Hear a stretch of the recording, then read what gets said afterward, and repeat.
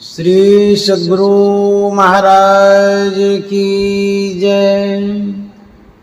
विद्यानंद बाबा best channel पर आप सबका स्वागत है, सम्मान है।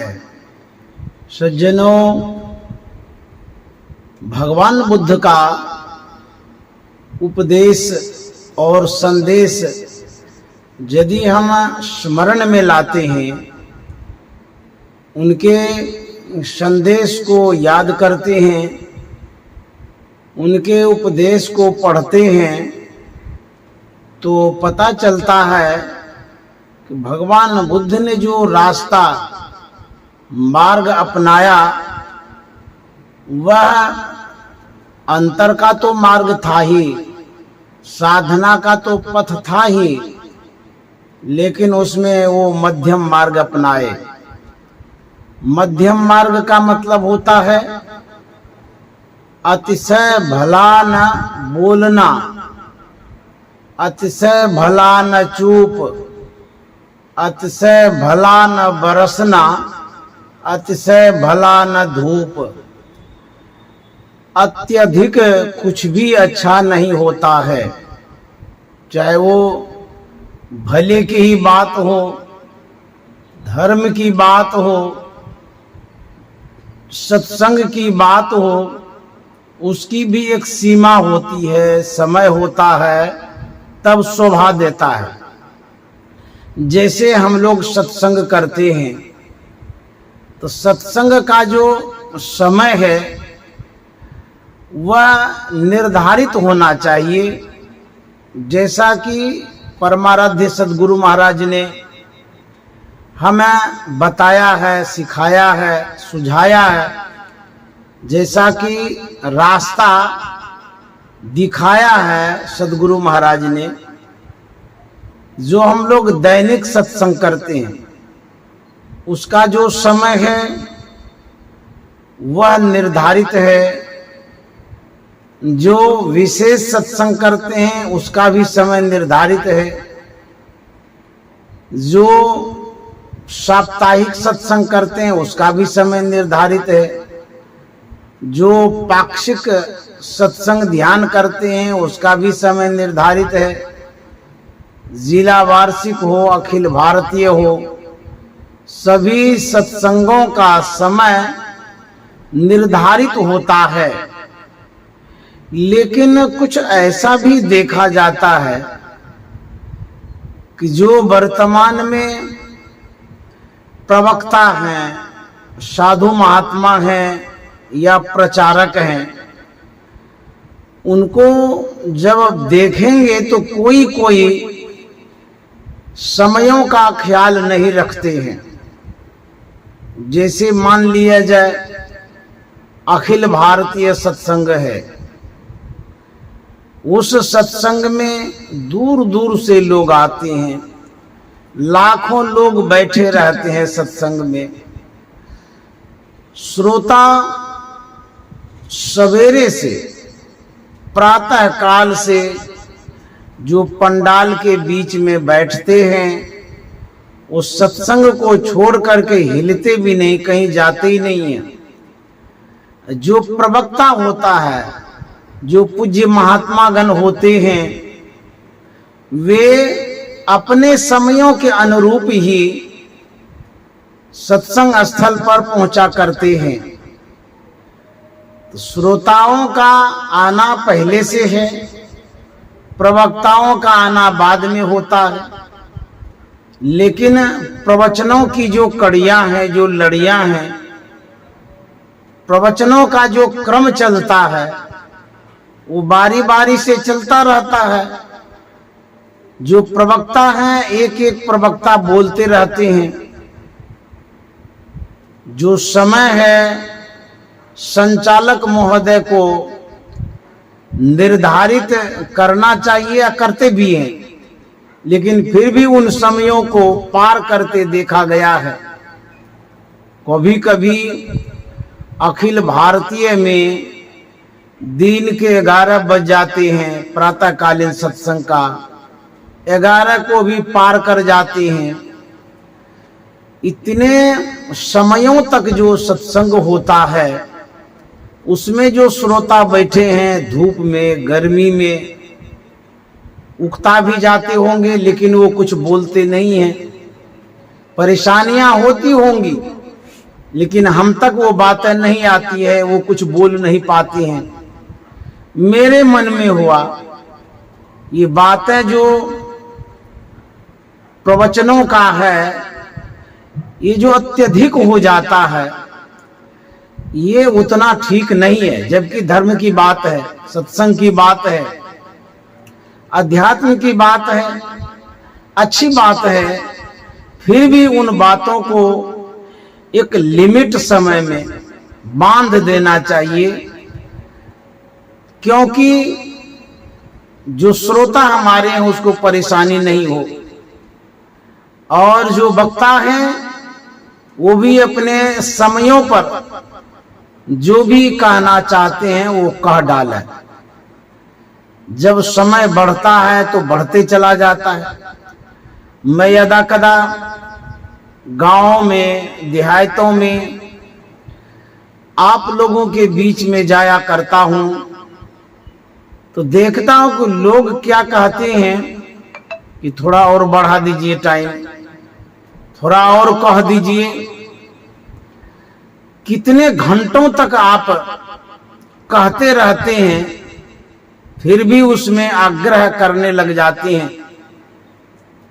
3 घंटा 4 घंटा एक सिटिंग में यदि आप बैठते हैं तो जरा सोचिए जो श्रोता और वक्ता हैं उनके शारीरिक स्थिति पर नजर डालेंगे तो परेशानियां नजर आती होंगी, नजर आएगी। श्रोता बैठे हैं 3 घंटे से, मान लिया जाए प्रातः काल सत्संग में, उसके बाद फिर दोपहर का सत्संग होता है उसमें भी 2-3 घंटा बैठ जाते हैं, फिर शाम का सत्संग होता है उसमें भी 2-3 घंटा बैठते हैं। जो श्रोता 5 घंटा 6 घंटा 7 घंटा तक कंटिन्यू बैठेंगे, थोड़ा थोड़ा बीच में गैप होता है तो शरीर का जो ब्लड सर्कुलेशन है वो बाधित होता है, रुकता है, परेशानियां बढ़ती हैं। एक दिन में नहीं, जब आप बराबर सत्संग करते रहते हैं दर्द होना शुरू होता है, ठेहुना पकड़ लेता है, जांघ तरतराने लगता है, पेट में गैस बन जाता है, माथा दर्द होने लग जाता है। ये परेशानियां आती हैं लेकिन श्रोता कुछ नहीं बोलते हैं। वक्ता जो है वो भी अपना बोलते रहते हैं, उनको भी परेशानियां आती हैं। जब डॉक्टरों से आप मिलेंगे तो डॉक्टर लोग कहते हैं कि उतना बैठना ठीक नहीं है। हम जब राधा स्वामी मत के सत्संग को सुनते हैं, मैं भी यदा कदा गया हूं, उनके सत्संगों में समय निर्धारित रहता है। दिल्ली में था मैं, बहुत वर्ष पहले की बात है, बगल में ही कुछ किलोमीटर दूर राधा स्वामी साहब का सत्संग हो रहा था। रविवार का दिन था, प्रातः काल उनका सत्संग होता है, 50 मिनट तक सत्संग होता है। उसमें एक आदमी संतवाणी गाते हैं और उसी संतवाणी पर दूसरे आदमी व्याख्या करते हैं। उनके सत्संग में 50 मिनट के दौरान लाखों आदमी सुनने के लिए बैठे रहते हैं। उतनी ही देर के लिए उनकी सारी व्यवस्था होती है, पंडाल भी लगता है, तुरंत लगा लेते हैं वो लोग। लाखों आदमी समय सीमा पर उपस्थित हो जाते हैं, ठीक समय पर सत्संग शुरू होता है और 50 मिनट के लगभग सत्संग हो करके वह सत्संग समाप्त हो जाता है। उसके बाद सब अपने घर को चले जाते हैं। उनके भी सत्संग को मैंने देखा है, बहुत कम देखा है, लेकिन फिर भी मैंने देखा कम समयों तक सत्संग होता है और उसी सत्संग को सुन करके लोग चले जाते हैं। लेकिन संत मत में जो देखा जाता है वह सुबह भी सत्संग हुआ, दोपहर में भी हुआ, शाम को भी हुआ। रात में जो सत्संग करते हैं, मैं कभी कभी रात में भी सत्संग किया हूँ, लोगों के आग्रह पर मैं गया हूँ, तो मैंने देखा लोग कहते हैं कि बाबा थोड़ा सत्संग और कर दीजिए, अभी भंडारा तैयार नहीं हुआ है, थोड़ा बढ़ा दीजिए। रात 10 बज जाता है, सत्संग समाप्त होता है, उसके बाद भोजन पानी करते हैं, फिर विश्राम में जाते हैं। यदि सत्संग ही आप करते रहेंगे 6 घंटा, 7 घंटा, 8 घंटा तक, तो आपको भौतिक ज्ञान तो होगा, लेकिन जो हमारे शरीर का पोजीशन है, जो स्थिति है, धीरे धीरे धीरे धीरे वर्षों बाद डगमगाने लगेगी। जो शुगर की बीमारी होती है, उसमें डॉक्टर लोग कहते हैं घुमा करिए, टहला करिए। आप जितना टहलते हैं उतना शरीर में लाभ होता है, शुगर का पोजीशन कम होता है। तो मान लिया जाए कोई शुगर के पेशेंट हैं, सत्संगी हैं, वो इतने घंटों तक बैठे रहेंगे सत्संग में, उनकी शारीरिक स्थिति क्या होगी, कितना प्रॉब्लम बढ़ेगा, कितनी दिक्कतें होगी। अतः जो केंद्र से समयों का निर्धारण होता है, अथवा केंद्र में जो हमारे विशिष्ट महात्मा होते हैं या महासभा है, सबों को इस पर विचार करना चाहिए कि सत्संग का जो समय है इतना लंबा ना हो जिसमें बैठने वालों को परेशानियां हो जाए। किसी भी मत में आप जाइए, इतने घंटों तक सत्संग नहीं होता है। गुरु महाराज ने भी सत्संग को किया है, मैंने नहीं देखा है। जब महर्षि संतसेवी परमहंस जी महाराज थे, उनके सानिध्य में मैं जब तक रहा तो उनको मैंने देखा। तो मैंने देखा उनका जो सत्संग होता था, कुपा घाट में भी होता था, समय पार नहीं करते थे, वो समय के अंदर सत्संग कर लेते थे। जब बाहर जाते थे वहां भी समय का ख्याल रखते थे। मैंने कभी नहीं देखा कि 11 बज गया है सत्संग में। तो दिन का भी सत्संग होता था, उतना समयों तक नहीं करते थे। सुबह का, दोपहर का होता था। मैंने गुरुदेव को देखा, महर्षि संतसेवी परमहंस जी महाराज को 5, 5:30 बजे शाम तक में पूरा सत्संग समाप्त हो जाता था। वैसे तो 5 को पार करने नहीं देते थे गुरुदेव महर्षि संतसेवी जी महाराज, क्योंकि यदि आप 5 को क्रॉस करते हैं शाम के समय का, तो फिर आप ध्यान कब करेंगे, घूमेंगे कब, टहलेंगे कब। तो 5 बजे को बॉर्डर लाइन मान करके वो चलते थे। उसके बाद भ्रमण का काम होता था, बाहर का जो सत्संग होता था। फिर घूमते फिरते थे मौसम के अनुरूप। जैसे कि जाड़े का मौसम होता था, उस समय आधा घंटा का अंतर पड़ता था ध्यान का समय जो होता था। गर्मी का मौसम आता था तो उसमें अंतर आता था। तो ध्यान में भी बैठते थे, ध्यान का भी समय होना चाहिए। मैं देखता हूं कि शाम को आप 6 बजा देते हैं, 6 को भी पार कर देते हैं कहीं कहीं सत्संग में। तो जब आप 6 को पार ही कर जाएंगे तो ध्यान कब से करेंगे, कितनी देर करेंगे, टहलेंगे कब? टहलेंगे नहीं, ध्यान में बैठ नहीं पाएंगे। फिर सत्संग करेंगे, रात अधिक हो जाएगी। तो प्रवक्ता प्रवचन करते हैं, आप सुनते हैं, अच्छी बात है। इससे संत मत का प्रचार प्रसार भी होता है। समाज में आप गुरु महाराज के ज्ञान को बांटते हैं, समाज में आप संत मत का ज्ञान देते हैं, अच्छी बात है। वैसे तो बाबा देवी साहब भोरम भोर सत्संग करते थे, ऐसा भी सुने हैं, लेकिन हम आप भी बाबा देवी साहब के तरह प्रचारक नहीं हैं। वो योग पुरुष थे, योग्य पुरुष थे, योगी पुरुष थे, महापुरुष थे।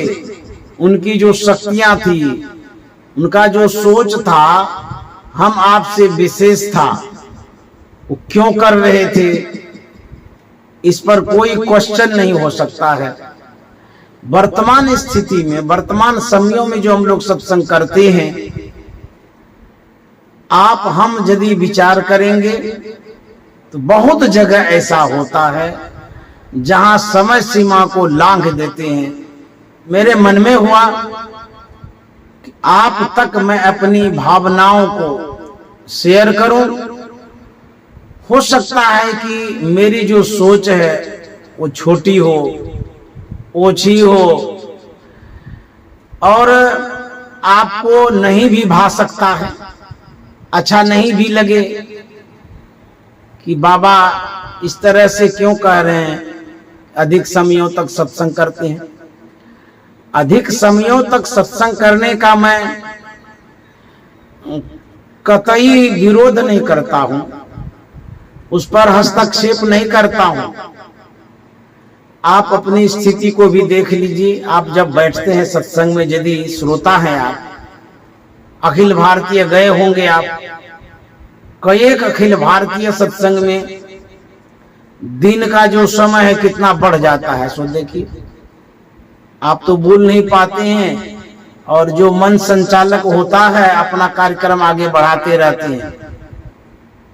तो यदि आपको लगता है कि ठीक ही है जो हो रहा है, तो मेरे विचारों पर आप विचार नहीं करिएगा। लगता है कि नहीं ठीक है जो हो रहा है, समय अधिक हो रहा है तो हो रहा है, उसमें दूसरे को सिरदर्द क्यों होगा।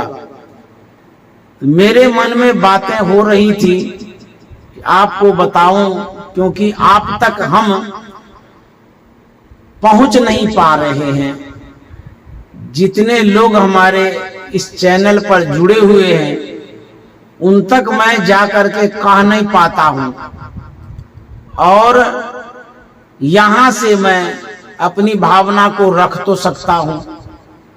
तो मेरे मन में यही हुआ कि स्वास्थ्य धीरे धीरे व्यक्ति का बिगड़ते जा रहा है। गृहस्थी हो या विरक्ति हो, बहुतों के शरीर में शुगर हो गया है, हार्ट का प्रॉब्लम हो गया है, बीपी बढ़ जाता है, ये बीमारियां घर करती जा रही हैं। इतने घंटों तक हम बैठ करके सत्संग करें तो इस प्रॉब्लम में वृद्धि होगी।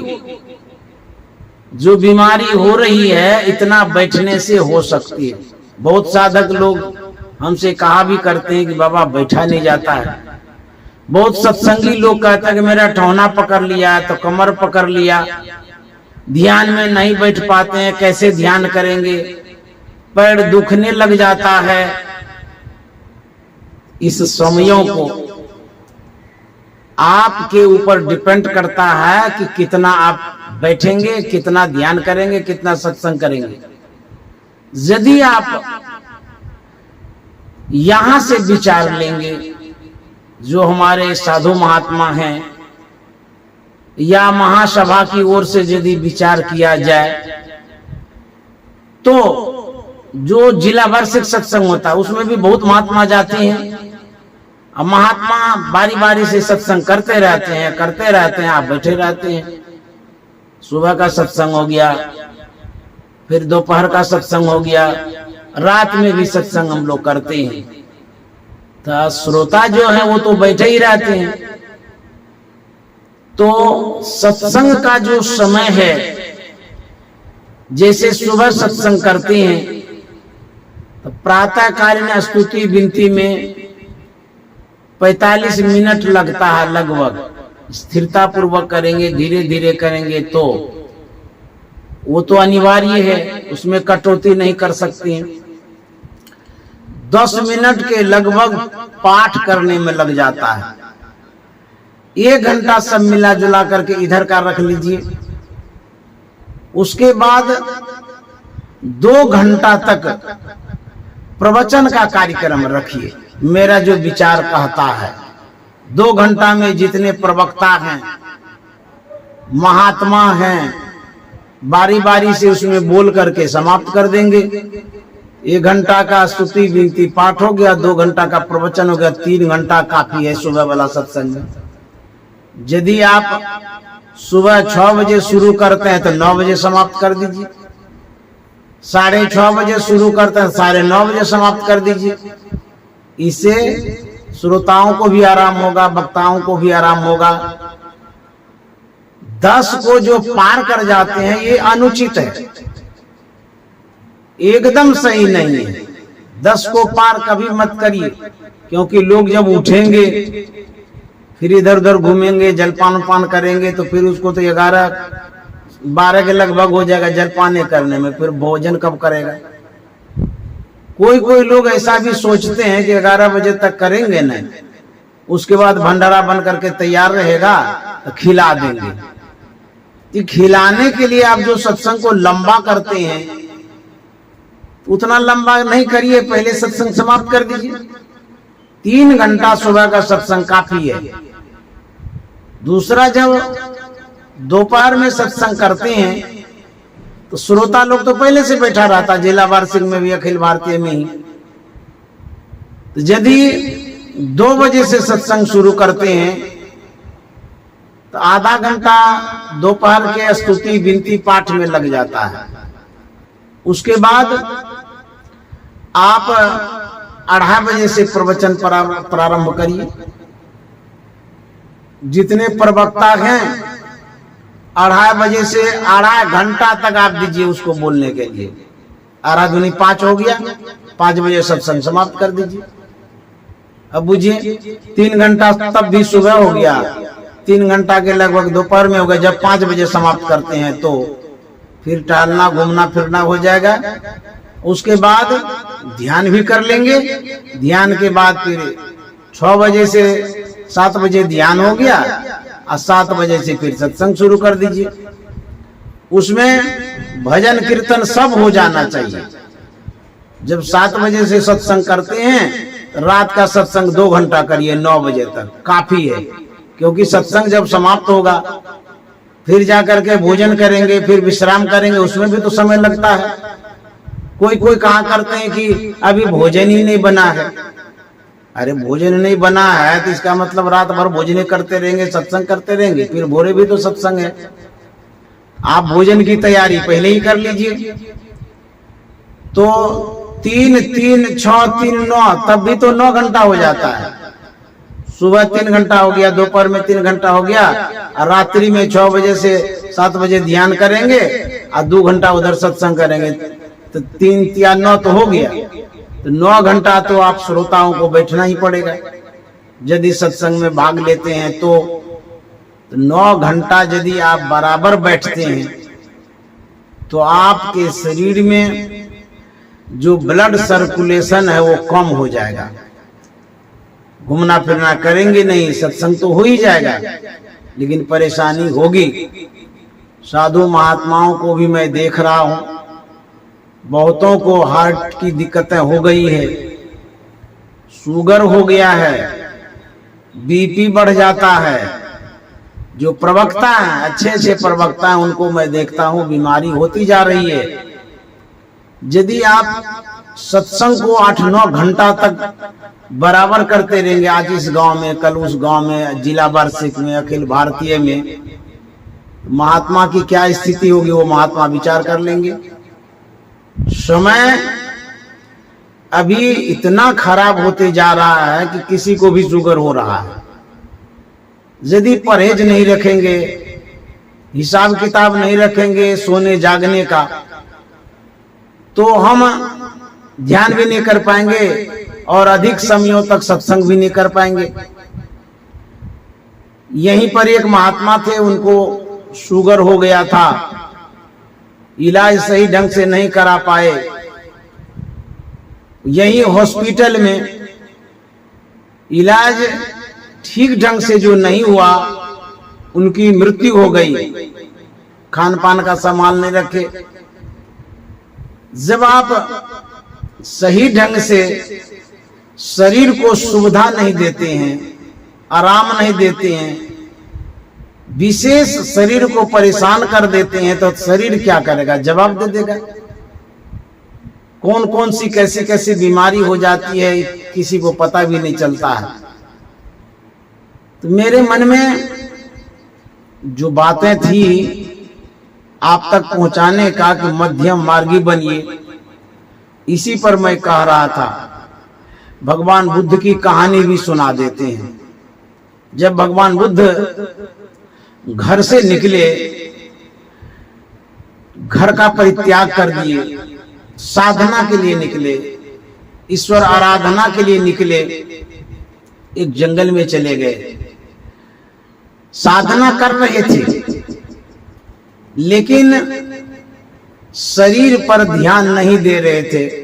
समय पर खाना, जितना समुचित पौष्टिक आहार होना चाहिए उतना देना, उस पर कोई ध्यान नहीं दिए, सिर्फ साधना करने लगे, ध्यान करने लगे।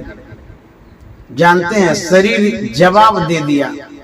शरीर में सही ढंग से अन्न नहीं दीजिएगा, खाली ध्यान में बैठे रहिएगा, तो शरीर की क्या स्थिति होगी? आप परमाराध्य सदगुरु महाराज के विषय में जानते होंगे। जब 1918 ईस्वी में धरारा आश्रम के बगल में जमीन में मिट्टी का कुआं खोद करके गुरु महाराज ध्यान कर रहे थे। इतनी कठोरता पूर्वक ध्यान कर रहे थे, खाना पीना कोई ध्यान नहीं दिए। 3 महीनों तक में शरीर का जो पोजीशन था, जो स्थिति थी, वो डॉक्टर ने बतलाया कि आपके शरीर में खून की कमी हो गई है। शरीर इतना कृश हो गया है कि आप इस शरीर को विशेष दिनों तक नहीं ले जा सकते हैं। डॉक्टर ने सलाह दिया था कि यदि शरीर ही नहीं रहेगा तो आप साधना क्या करिएगा, ध्यान कैसे करिएगा? ये शरीर एक माध्यम है जिस शरीर के द्वारा हम सत्संग कर सकते हैं, ध्यान भी कर सकते हैं, मोक्ष को प्राप्त कर सकते हैं। यदि इसी अवलंब को, इसी माध्यम को हम वैराग्य की अवस्था में, त्याग की अवस्था में इसको झोंक देंगे, तो शरीर कहां तक आपका साथ देगा? तो जब सलाह दिया डॉक्टर ने, तो गुरु महाराज ने भी मध्यम मार्ग अपनाया। इस साधना की क्रमबद्धता को उसमें अंतर ला दिए, थोड़ा सा परिवर्तन ला दिए।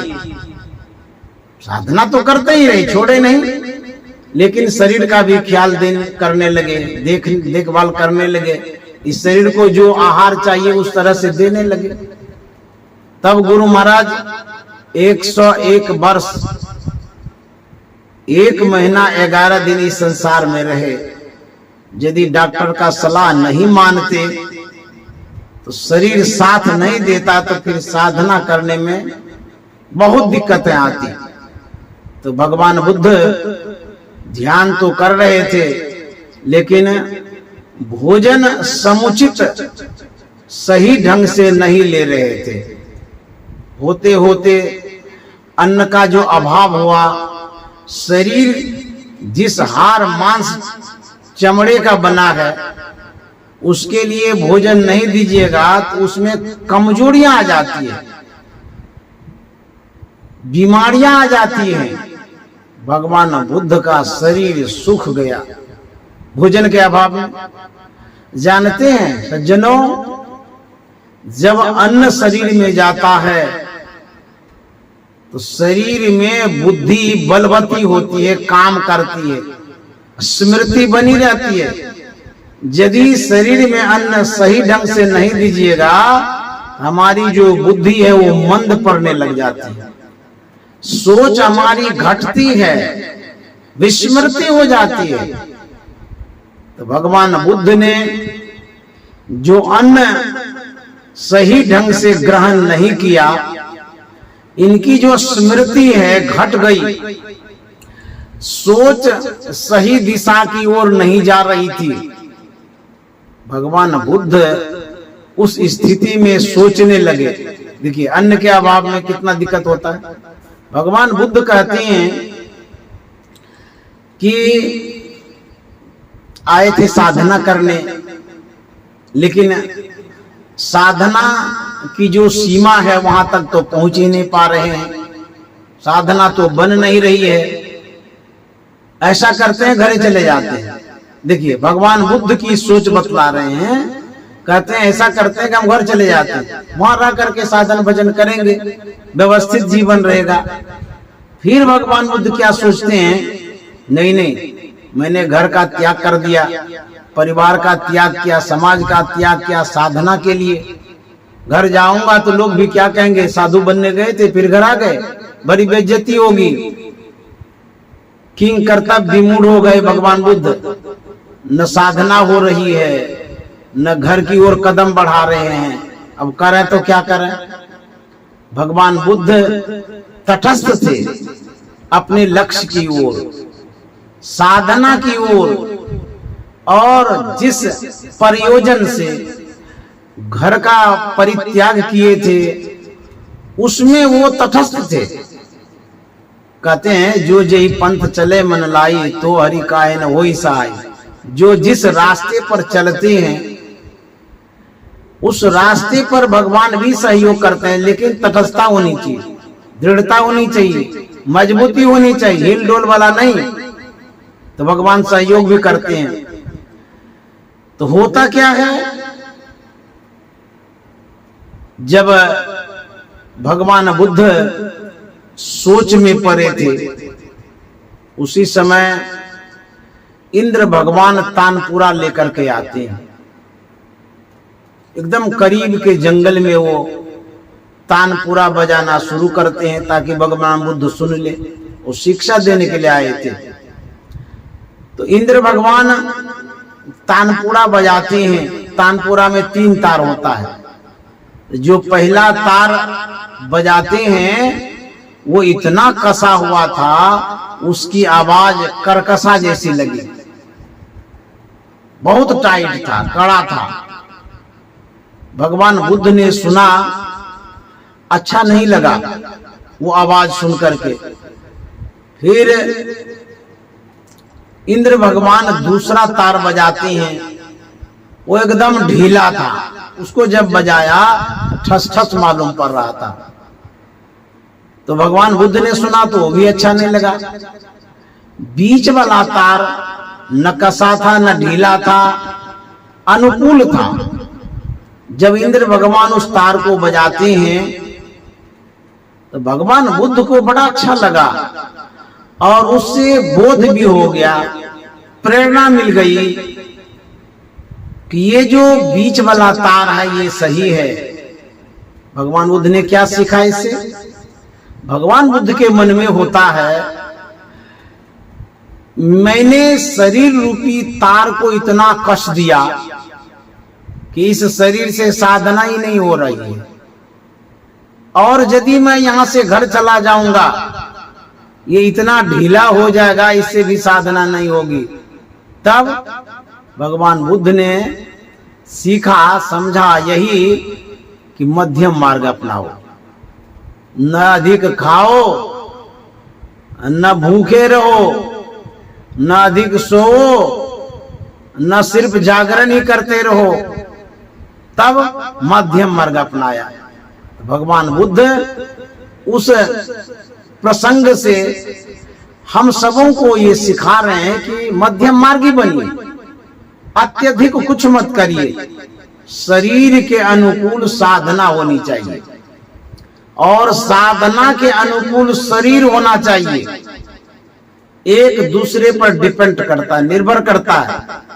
अब साधना ही नहीं करिएगा, खूब शरीर मोटा तगड़ा रख करके क्या करिएगा। और यदि शरीर ही कमजोर हो जाए, बीमार हो जाए, तो अच्छी साधना आप कैसे करिएगा, ध्यान कैसे करिएगा। एक दूसरे पर डिपेंड करता है, निर्भर करता है। तब क्या हुआ, एक गाछ के नीचे भगवान बुद्ध बैठे थे। वहां एक लड़की आती है जिसको व्रत का उद्यापन करना था, समापन करना था। उसी गाछ के नीचे वो पूजा करती है और वो प्रसाद रूप में खीर लाई थी बना करके। वह खीर उद्यापन के उपरांत ब्राह्मण को जिमाना चाह रही थी, खिलाना चाह रही थी, भोग लगाना चाह रही थी। अब वहां और कोई तो थे नहीं, भगवान बुद्ध दिखे। उस लड़की के मन में होता है कि किसी महात्मा को खिला देते हैं, मेरा यज्ञ सफल हो जाएगा, मेरा व्रत पूर्ण हो जाएगा। तो वही खीर भगवान बुद्ध को वो खिलाती है, भगवान बुद्ध खाती हैं। जब भगवान बुद्ध ने खाया तो भगवान बुद्ध को उस खीर के खाने के बाद बोध हुआ, ताकत आ गई, स्मृति बन गई। तो भगवान बुद्ध ने कहा था कि मध्यम मार्ग अपनाओ। इसलिए संत मत जो है वो सिखाता है कि मध्यम मार्गी बनिए। बहुत अत्यधिक कोई भी काम नहीं करना चाहिए, सब चीज पर ख्याल रखना चाहिए। हम श्रोताओं पर भी ध्यान दें। ये नहीं कि हम प्रवक्ता हैं, अपना गए समय पर कहते गए और श्रोताओं को क्या जरूरी है उसको जाना है कि क्या करना है, कोई काम है उसका यदि आप ध्यान नहीं देते हैं तो श्रोता उब जाएंगे, फिर उतने सत्संग में भाग नहीं लेंगे।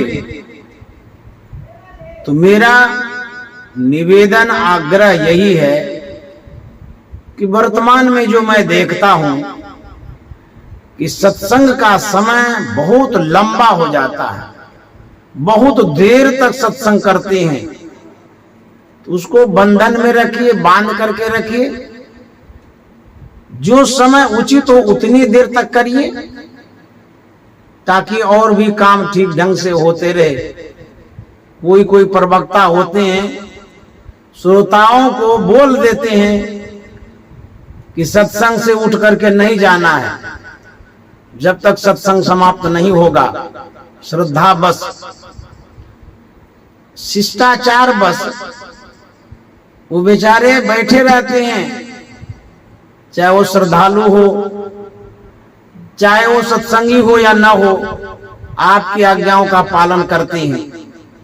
लेकिन आपका क्या धर्म है? आप भी घड़ी देखिए, टाइम देखिए, ये समय कितना हो रहा है, क्या क्या करना चाहिए, किस किस समय।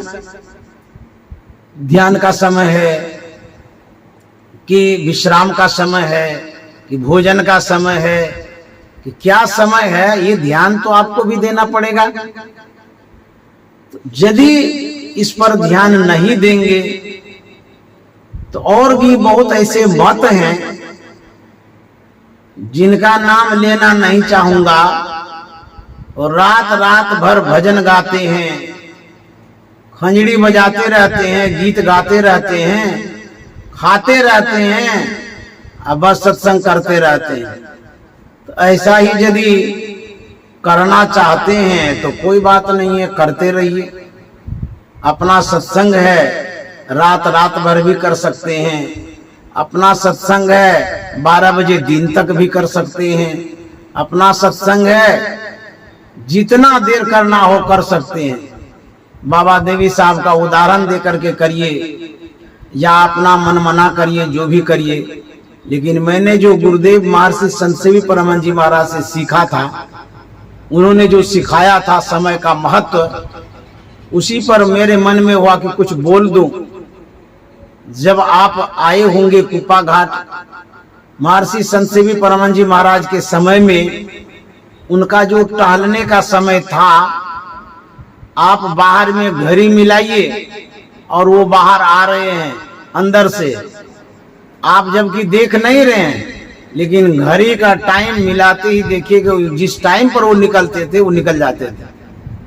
फिर वो टहलते थे समय भर, फिर साधना में जाते थे। उनका जो समय था नपा तुला था। ऐसे हमारे गुरुदेव महर्षि संत सेवी परमानंद जी महाराज थे, अच्छे साधक थे और हम लोगों को एक दिशा निर्देश दे करके गए कि समय पर सब कुछ शोभा देता है, समय पर सब कुछ करिए और अतिशय नहीं करिए, अत्यधिक कुछ भी अच्छा नहीं लगता है। तो स्वास्थ्य के दृष्टि से भी और शोभा के दृष्टि से भी सबों को सोचना चाहिए, सत्संगी को भी और संत महात्माओं को भी।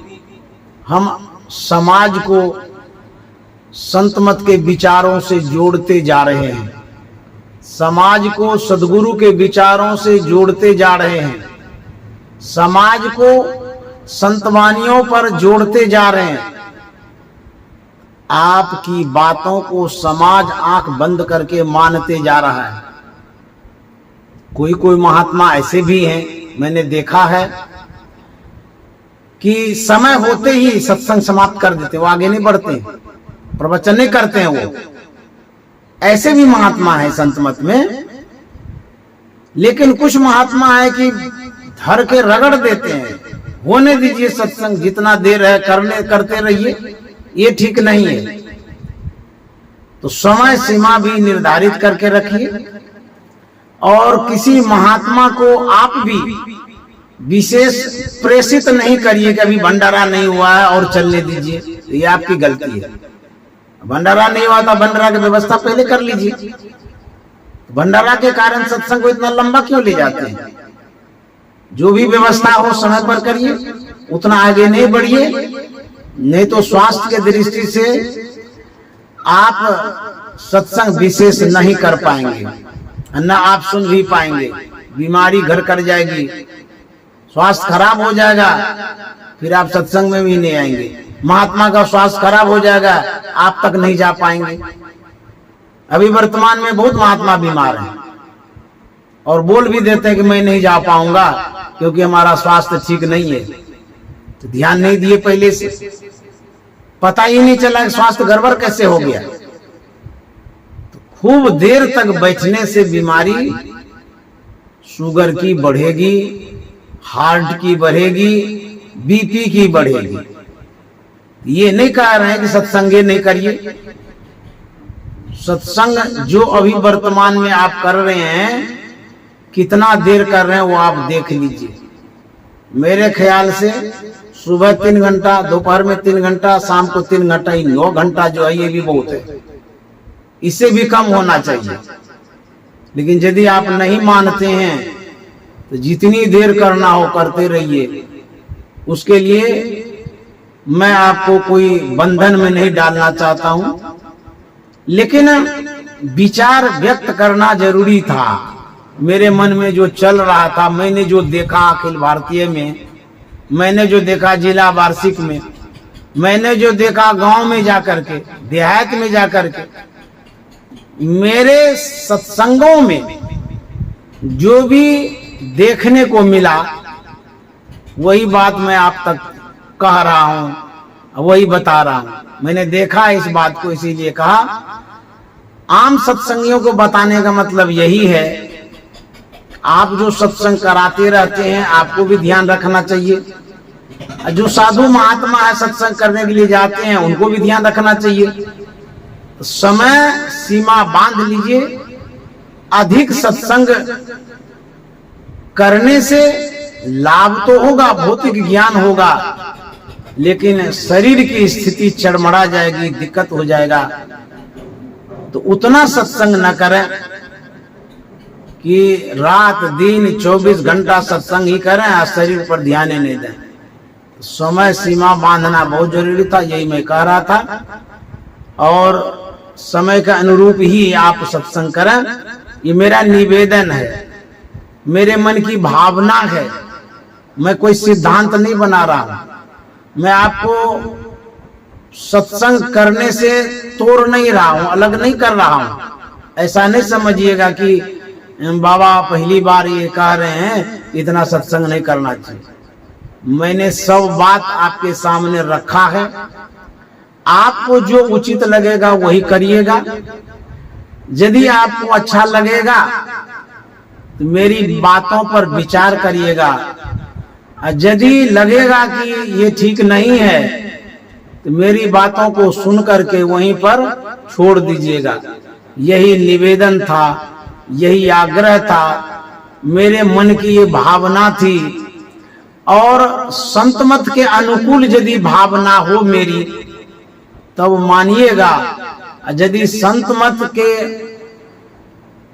पड़े की भावना हो, अलग भावना हो, लगे कि ये ठीक नहीं है, गलत है, तो मैं क्षमा चाहता हूं और इन बातों को आप वापस कर दीजिएगा।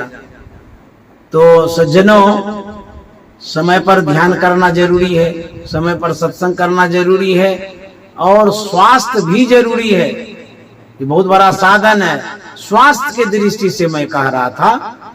और स्वास्थ्य पर यदि कोई असर नहीं पड़ रहा है, आप मजबूत हैं, पहलवान हैं, शक्तिशाली हैं, तो जितना घंटा सत्संग करना हो आप कर सकते हैं। जितना आप बैठ सकते हैं बैठ लीजिए, कोई हर्ज नहीं है। जिनको लगे कि समय बहुत अधिक हो रहा है, वहां पर स्टॉप कर दीजिएगा, रोक दीजिएगा, वहां पर सत्संग का समय कम कर दीजिएगा, तो हमारे ख्याल से अच्छा रहेगा। तो सज्जनों, आज मैं अपनी भावनाओं को आप तक प्रस्तुत जो कर रहा हूं, उसमें कोई बात नहीं सोचने का है। आप मन में कुछ नहीं लाइएगा कि ये कौन सी बातें कह दिए। बाबा देवी साहब रात रात भर 3-3 बजे भोर तक करते थे सत्संग, और ये कह रहे हैं कि सत्संग बहुत करते हैं। तो बाबा देवी साहब जो करते थे उन बातों पर मैं टीका टिप्पणी नहीं करता हूं, लेकिन आप जो सत्संग कर रहे हैं अभी वर्तमान में, उस पर मैं कह रहा हूं कि अभी वर्तमान जो शरीर की स्थितियां हैं, बीमारी जो इतनी हो रही है, ठौना पकड़ लेता है, गैस हो जाता है, बीपी शुगर परेशान करता है, इस ख्याल से मैं कह रहा था। यदि आप सक्षम है, कर सकते हैं, तो ठाठ ठठ सत्संग करो, करते रहिए सत्संग, कोई दिक्कत नहीं है। इतना ही विद्यानंद बाबा बेस्ट चैनल पर जो जुड़े हैं, यदि आप सुझाव देना चाहते हैं, अपना विचार व्यक्त करना चाहते हैं, कमेंट में लिख करके भेज सकते हैं या फोन करके बता सकते हैं कि आपका विचार इतना उचित है या अनुचित है। आप अपना विचार हम तक भेज सकते हैं। जैसे हम विद्यानंद बाबा बेस्ट चैनल पर आप तक संदेश भेजते हैं, जो मेरी भावना है उनको मैं आप तक भेजता हूं। आप हमसे जुड़े हैं, हम आपसे जुड़े हैं। हमारी जो भावना है यूट्यूब पर है, आपकी जो भावना है या आप जो प्रतिक्रिया करना चाहते हैं, प्रतिक्रिया देना चाहते हैं, हम तक शेयर करिए। यदि उसमें कुछ सुधार लाने का होगा, विचारों में परिवर्तन करने का होगा, या कुछ ऐड करने का होगा, कुछ जोड़ने का होगा, तो आपके विचारों का भी मैं सम्मान करके पुनः दूसरे एपिसोड में आपके विचारों को भी प्रस्तुत करके भेजना चाहूंगा। आप भी स्वतंत्र हैं हम तक भेजने के लिए। हमारे आप हैं, इसीलिए हम अपनी बातें आप तक भेज रहे हैं। तो मैं YouTube परिवार से जो हमसे जुड़े हैं, विद्यानंद बाबा बेस्ट चैनल से जुड़े हुए हैं, उन तक ये संदेश पहुंचा रहा हूं। और आप अपनी भावनाओं को व्यक्त करने के लिए स्वतंत्र हैं। मेरे चैनल पर आप प्रतिक्रिया कर सकते हैं, कमेंट कर सकते हैं, मैसेज भेज सकते हैं, अथवा आप हमें फोन भी कर सकते हैं कुछ कहने के लिए। तो इतना ही मैं कह करके समाप्त करना चाहता हूं। विद्यानंद बाबा बेस्ट चैनल पर जो श्रोता हैं, सबों को बहुत बहुत नमन है, प्रणाम है। आप खूब खुश रहें, खूब सत्संग करें, साधना करें, ध्यान करें, स्वस्थ रहें, यही शुभकामना है। श्री सद्गुरु महाराज की जय।